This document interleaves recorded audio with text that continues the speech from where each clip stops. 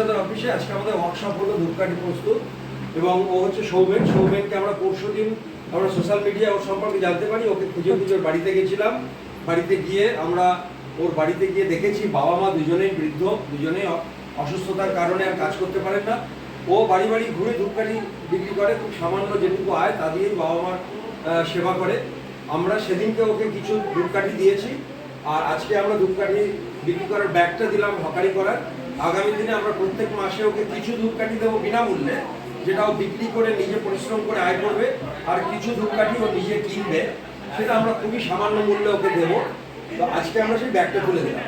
আর আজকে যে ওরা ধূপকাঠি তৈরি করলো, সেই ধূপকাঠি তৈরির জন্য দুজনের জন্য আমাদের যে ওদের যে একটা পারিশ্রমিক, সেটা আমরা তুলে দিলাম। সুজিতদা তুলে দিচ্ছে, সুজিতদা ওদের দুজনের হাতে এই টাকাটা দিয়ে দিন।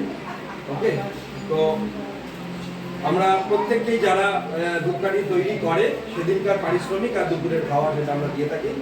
তো এটাই আমাদের বক্তব্য। রে সৌমেন, খুশি তো? হ্যাঁ, আচ্ছা আচ্ছা। আগামী দিনে আমাদের গোবিন্দদা, উনি দৃষ্টিহীন, ওনার মিসেসও দৃষ্টিহীন, উনি পাপোশও তৈরি করতে পারেন, কিছু হাতের কাজ জানেন। আগামী দিনে আমরা চেষ্টা করব ওনার এই যে গুণটা সেটাকে আমরা ক্যাপিটালাইজ করার। ঠিক আছে, থ্যাংক ইউ।